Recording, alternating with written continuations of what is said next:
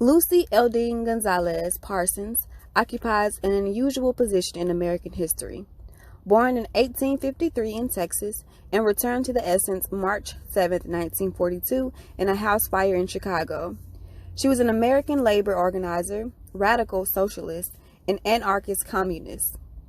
Lucy made it her life's mission to fight for the poor and disenfranchised. She was the founder of the Industrial Workers of the World, the widow of the executed Haymarket eight-figure Albert Parsons, and a writer and speaker. Lucy began her career as a writer and lecturer, writing for the WPUSA's paper, The Socialist, and speaking for the WPUSA's and the Working Women's Union. She's noted as the first Black woman to play a prominent role in the American left, though she denied any African heritage, claiming only Native American and Mexican ancestry. Well, we thank you anyway, Lucy. Did you know that? Well, now you do. Peace.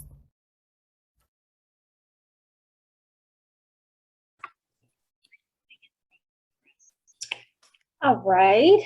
So nice to meet you. I'm Queen MyQuality, and this is MyQuality is for real. Here I have real talks with quality people who have real purpose, like yourself. And so I'm gonna let you introduce yourself and let the people know, who you are, and we'll get right into it. Hold on 1 second. I'm trying to get my volume up. Okay. You seem pretty low. All right, maybe my volume. There we go. Do I sound okay? Yep, I can hear you. Okay. Say that for one more time for me. I'm sorry.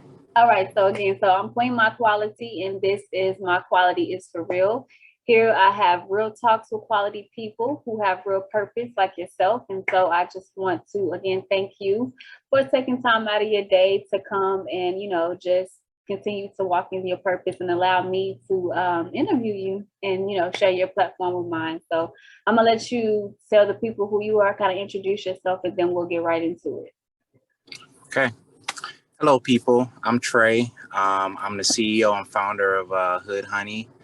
I am also the Chief Environmental Officer of Leaders of Our Future America.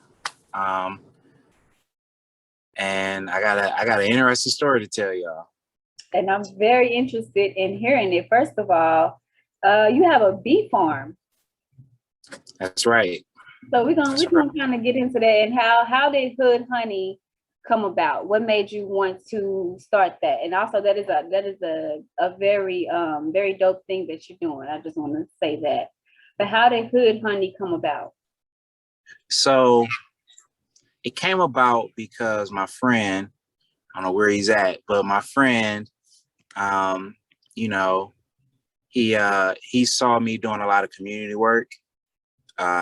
So I used to run a baseball league in my hometown, Maple Heights, which is a suburb of Cleveland. But little Black boys and girls, I coached them. I ran a baseball league for a while. And he saw that and he said he was inspired by me. So, by this time I had stopped doing it. And, he just said, I need help with my youth development organization I'm doing called Leaders of Our Future America. And he told me, just what he wanted to do, how he was impacted as a child and how he wanted to give that back. So I thought it was a cool idea. So to help him raise money, to bring attention to it, I started Hood Honey. And I started a bee farm because we both believe in exposing our children to things they've never seen before, So I said, let's put a bee farm in the hood, so people can come by and see it, and it's brought a lot of attention to it, more attention than I thought, but, it's doing what we thought it would do. So that's how I started the bee farm. That's dope. And like you say, you're absolutely right. That is something that we don't see, especially in the hood. I'm born and raised Fort Worth, Texas. So I come from the hood, if you will. And I've never even thought to even want to even go see a bee farm. You know what I'm saying? But those are the things that we need to, we definitely need to get back to that type of thing. Get back to those type of things. So can we talk a little bit about the LOOFA, the Leaders of Our Future America? You kind of touched on it a little bit, but exactly what is that and what are you guys doing with that? Yeah, so that's the most fun part to me.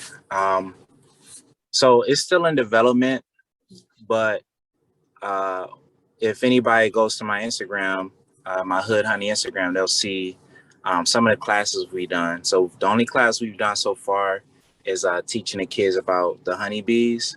But Leaders of Our Future America, we're built on doing things different. You know, we don't want anybody's money. We just want people's time. We want time for our kids, you know, because we got the money ourselves. You know, we don't have to fundraise or anything. Well, my friend got the money. I don't have the money, but he got the money to, you know, be very flexible with things. But, you know, we're not worried about the money. We just want the time. So we just want to get into schools. We want to get kids in front of us so we can teach them about our curriculum. Agriculture, obviously, you know, with the honeybees. But, you know, we also want to teach our kids financial literacy, you know, but we want to do it in a way that's built for our kids, you know. So one of the biggest hurdles in financial literacy for children and for young adults too is family curses, generational curses. You know, nobody wants to teach that part of financial literacy, but I can't even get to a bank if I'm hungry or if I'm dealing with some kind of trauma at home, you know. So we want to actually teach the kids how to maneuver through these issues, you know, that they have at home so that they can start solving their problems, you know, and be the leaders that we want for our America, you know. Okay, I think this is your friend right here. I'm gonna admit him in here. Right. That's him. I can't see his face, but I think that that's him in there. Peace. Oh, he doesn't have his video on. All right, so we're all here. Peace, how are you? I don't know if he can hear me. Okay, we're gonna let him get situated. I think he's coming in. Okay, can you hear us? I don't know if he can hear us tonight. All right, we're gonna let him come in there and get situated.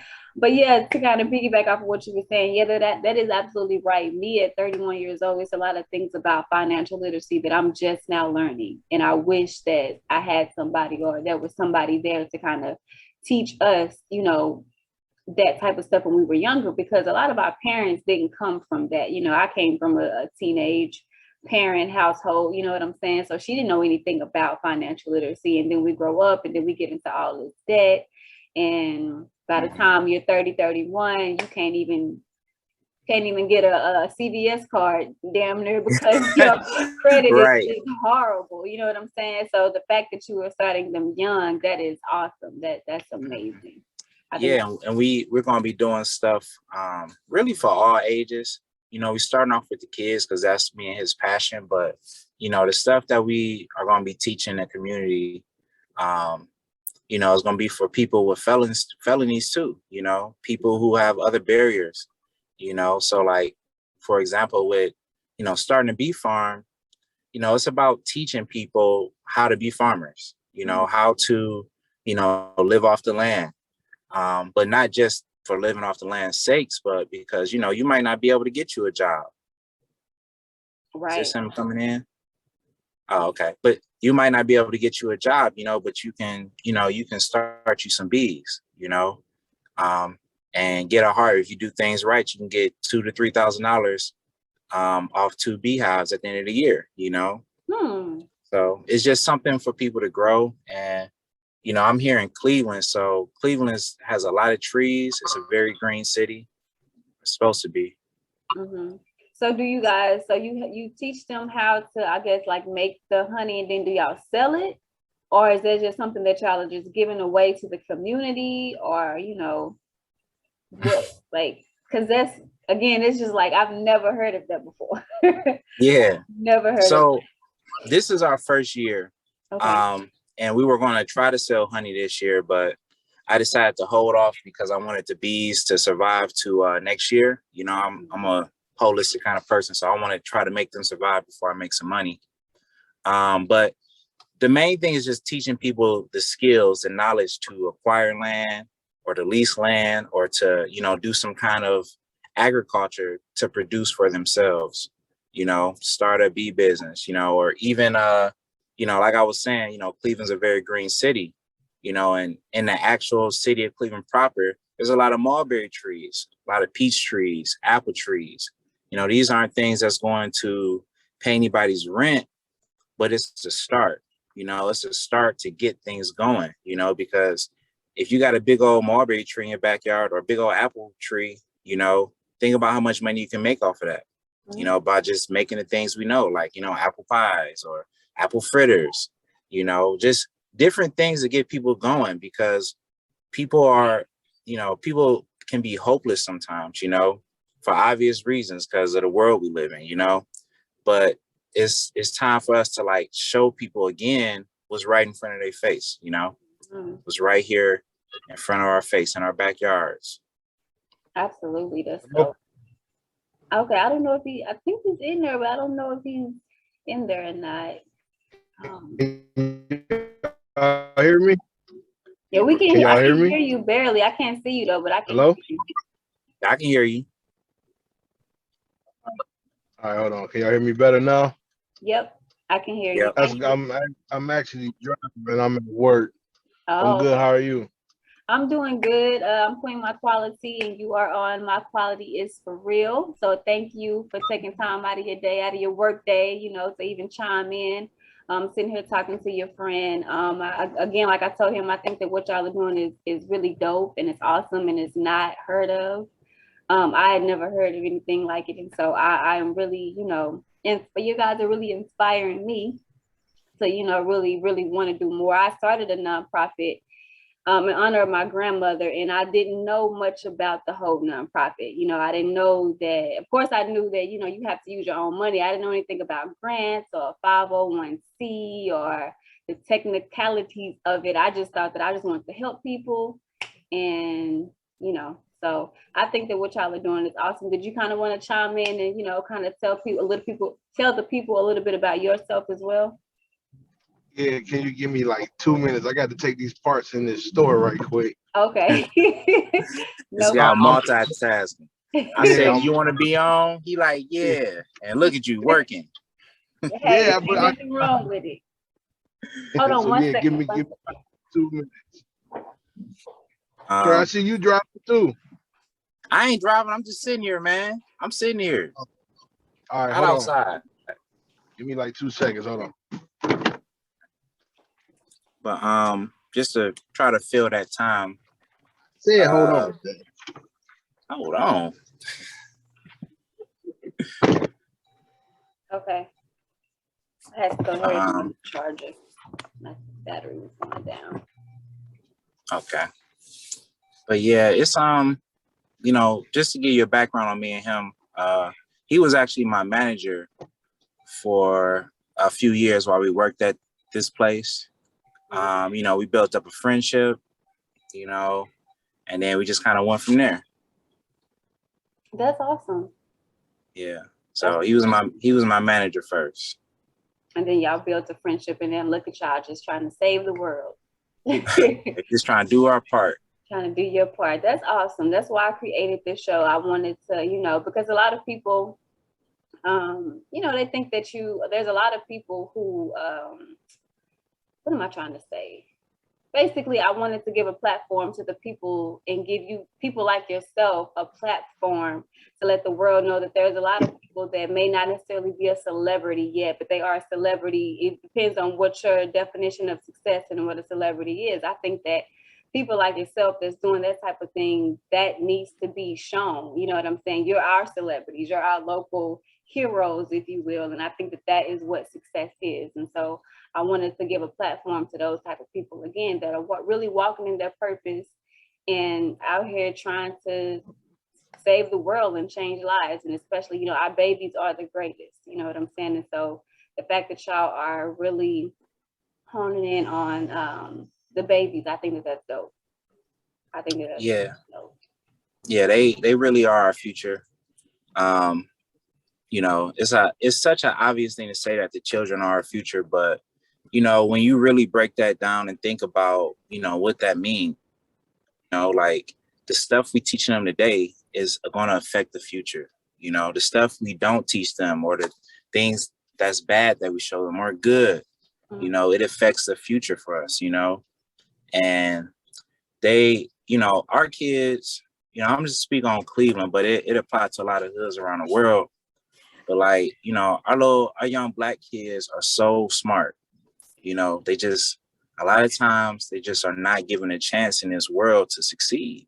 You know, so that's why I love when, you know, I love when Sam just came to me and told me about, you know, just the name of what he wanted to do, Leaders of Our Future America, you know, and, you know, I'm gonna let him talk for himself, but apparently he's dropping off a lot of parts. But, you know, I'm the at neighborhood. one more spot. I'm at one more spot. I'm talking for this dude, man. But Hold on. we both.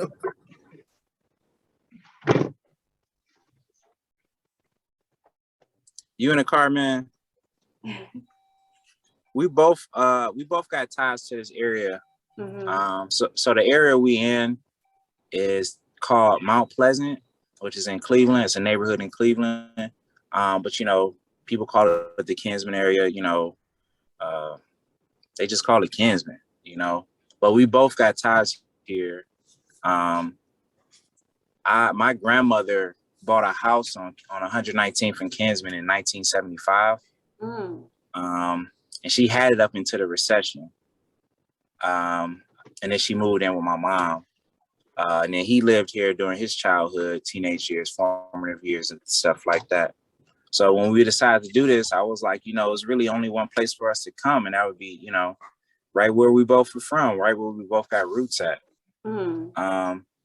And the good thing is, like, it's really divine because, you know, everything is just falling into place. Because, you know, my grandmother, you know, she moved out during the recession, and her house has stayed up for, you know, a little while.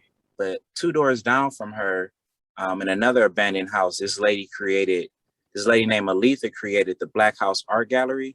And what she did was, yeah, she took an abandoned house and had it spray painted graffiti on the outside and the inside. I mean, it was one of the best things I had seen, you know, like it was very unique and organic.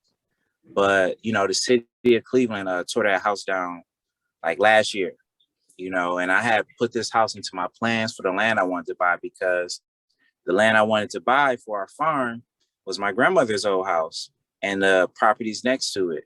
And I had included that in my plans because I thought it was the best thing, you know, on this street, but they tore it down, which like really lit a fire under me, you know. So, you know, what I intend to do is to bring that element back to the farm, you know, that element of hip hop, like, you know, this idea that hip hop is a way of life, you know, and trying to integrate that into this farm, into this area, you know, in a very seamless way. So we just gonna have a lot of art here, you know, a lot of graffiti, you know, but we're gonna put it up in a very simple and complex way. It's really hard. It's not hard to explain it, but we're gonna break pallets apart and set them on our walking trails and have opportunities for people to come and, you know, paint, and for us to put up their paint at our campus, at our farm, you know, doing programming for dance, for, you know, music, for people to express themselves, you know. And that's so important for us as, you know, African people, because like expression is just a way of life for us. Like we can't live if we can't express ourselves. And when you think about the way our schools are set up, you know, like having music twice a week, having gym twice a week, like, you know, having art twice a week, like that's not enough. You know, that's just not enough for us. We need that every day.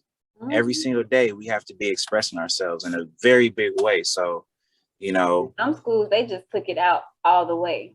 Yeah, like I was being generous saying twice a week, you know. I know for a fact, like my youngest brother, he's a junior in high school now, but when he was like in middle school, elementary school, I would go up there, you know, just to eat lunch with them and stuff like that. And it just was crazy to me. Like, they don't have recess.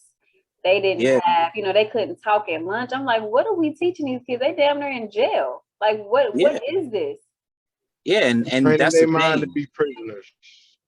Yeah, that's exactly. I was you know, as I was developing, you know, our plans and thinking about our curriculums, you know, I had spent a lot of time listening to Dr. Amos Wilson on YouTube and stuff. And he just was breaking it down so great, you know, and he was just saying how our schools are teaching our kids to do the things that they do, to not be smart, you know, to not take an interest in these subjects, you know. And one thing he said was how education, the purpose of education is for a group of people to solve their problems, you know, and like it just stuck to me. So I just think about the kids and their future and the problems that they're going to have to solve, you know, and trying to, you know, deliver some things to their heads, you know. So instead of, you know, I'm gonna let the schools do what they do. People are going to send their kids to school, but when they get out of school, you know, we trying to get their attention and their time, because like we want to really spark them to, you know, change the future, you know, to, you know, we got major problems. Like we're going through a mass extinction, like people trying to kill people like me and you. Right. I mean, like we got COVID, like it's just so much going on. And it's like, you know, when we got to do something, you know, like we really just can't, it's just not the time to be passive. So, I mean, I could talk about this forever because like, I get so fired up, you know, about my community, you know? Yeah. And that's dope. That's, like I said, there's not a lot of that going on around here. And it's dope that you wanted to bring you to stay within your community that you grew up in, because a lot of people, you know, they get big and they, you know, they don't want to go back to the hood or where they're from. They, you know, they want to, I don't know, they just don't want to go back to the hood for whatever reason. And I think that that's exactly where we need to go back to. So that's what really, when you reached out to me, I'm like, hood, honey. Okay. I like the name. That's a catchy name. And I'm interested to know too, like, how did you come across my page, or how did you even come across me? Oh yeah. I got a friend that you had interviewed named Brandon. Okay. He's from Chicago or whatever. So I was just looking at his page because I had actually just linked up with him not too long ago. I was driving through Chicago and we talked and stuff. Okay. So I was just looking through his page and I saw that he was on there with you, and I looked at your page and I'm like, you know, let me reach out to this person because, you know, like we just started taking in donations to build our curriculum. Okay. So, you know, I'm just trying to get the word out to as many people. Not to raise money, but just to bring awareness to what we're doing, because we just need time. We just want time with the kids. Absolutely. That's dope. And like I said, I'm honored because, you know, I guess I've been doing this since like 2018. And I'm still developing it myself. You know what I'm saying? And I, like you said, when you reach out, you're like, I don't normally do this. And I don't normally reach out to people either because I don't take rejection well. You know what I'm saying? So, right. I'd be scared, like, they don't want to come on my little show. You know what I'm saying? And, you know, but the more you do that, though, I think that's really brave. I think that's dope for you to reach out and be like, look, I don't normally do this. And we just going to see how it's going to go, you know. But yes, anything that y'all do, you know, now that we are connected, we can continue to be connected, you know, my resources or your resources and vice versa. I know a lot of people that are wanting to, that'll love to help, you know, and I would love to help to donate or even time. I've never been to Cleveland before, but now that you have that, I think that's something to actually go see. You know what I'm saying? Yeah. So, yeah, like, I'm gonna tell you, like, I got so much stuff in my head because, like you just mentioning wanting to come to Cleveland, right? Who be saying that? Nobody. Right. Nobody. Nobody something say that. like that. That's something that you would want to go see. Like that's something what you've created is now an attraction in Cleveland. Like, oh, we're gonna go to this bee farm. They got a bee farm and they got this art. That's amazing. Yeah, and that was kind of like the plan. I didn't know it would do this because the last thing I did, you know, didn't get much attention. You back, Sam? Yeah, gotta figure out. All right, Yeah, thank you. All right. But, yeah, I'm back. I'm part two. okay. Well, you can go ahead and talk, man, because I've been talking. I didn't know when to chime in. I heard you. Man, it's on you now, brother. How you doing? I'm good. How are you? I'm great. I'm great. So my name is Sam Booz, and I'm gonna say co-founder of LOOFA. Cause I brought it to Trey, and I knew who to bring it to, the idea. But with I don't know how much he told you, but what I'm trying to do, what we are trying to do as a whole, is to expand these kids' horizon or thinking outside of just the hood, or outside of no one caring for them, or no one giving a damn about them. So it's it's just I don't know. You know what I'm saying? What I think about is super big. It's exciting, but it's scary at the same time in my eyes. So I'm really not a talker. I'm a doer. So Yeah, I don't know. it's nothing wrong with that. I appreciate you even But wanting to, chime in. I think what we on the break,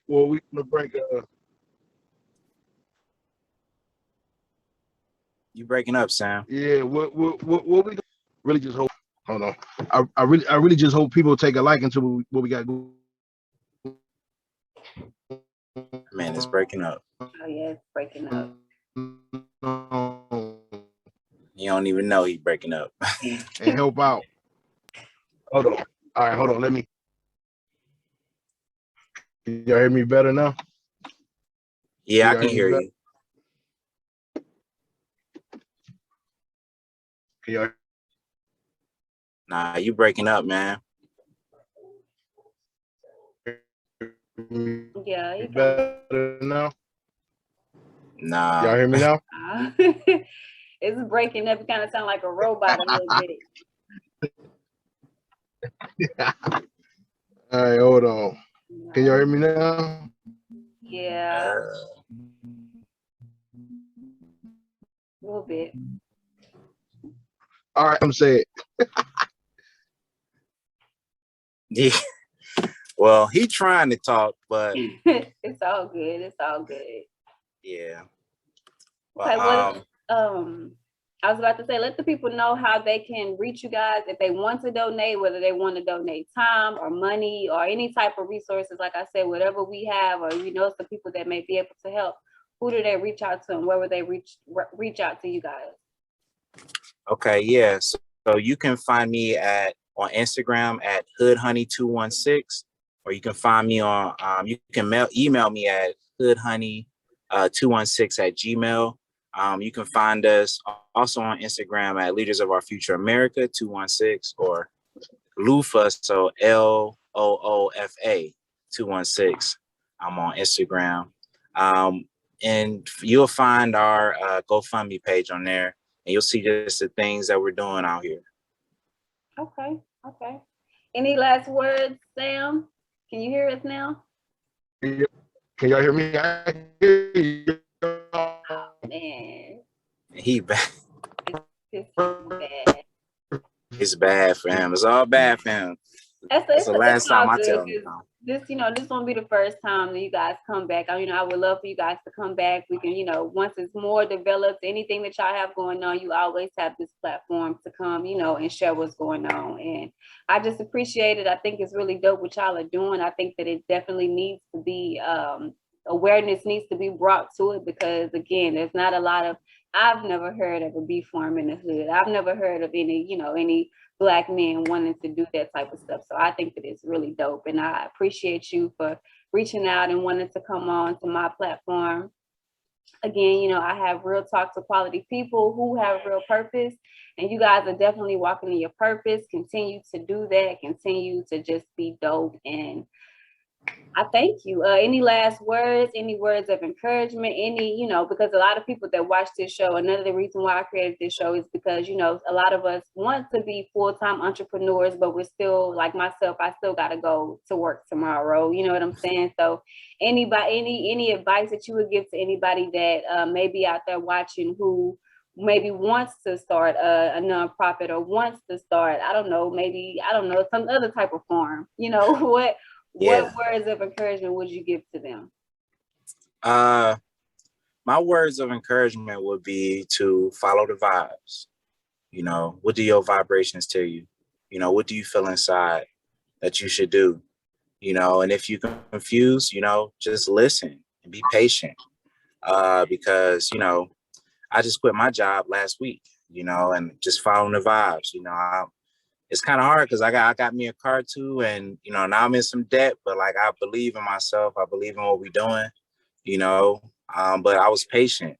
I've been doing this I've been in my community for 10 plus years, so just be patient and follow the vibes. Perfect. All right, well, we just gonna, because he ain't too good.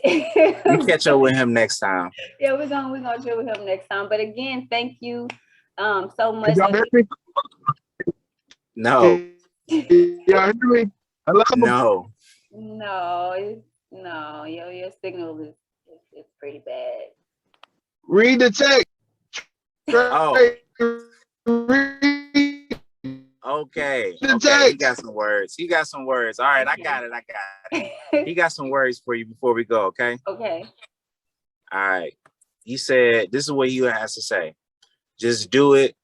Failure is okay, but quitting is not an option. Absolutely. That is some great word of advice. A lot of us, we get to these points where we feel like we want to quit or we want to stop, but don't. Don't. Yeah. Sis, thank you so much. I really, really appreciate you. Thank you. You're welcome. So this episode will drop the second week in September. I don't know that date right now, the second Friday, but I'll send you guys a flyer.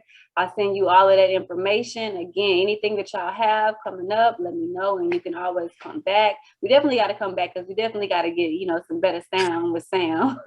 Yeah, I'm gonna have to go. I'm gonna have to go to his house or something. Yeah, y'all could actually be there together. That'll be dope. All right. Well, again, this is MyQuality is for real, and y'all have a wonderful day, and I'll talk to y'all later. Thank you. You're welcome. Peace.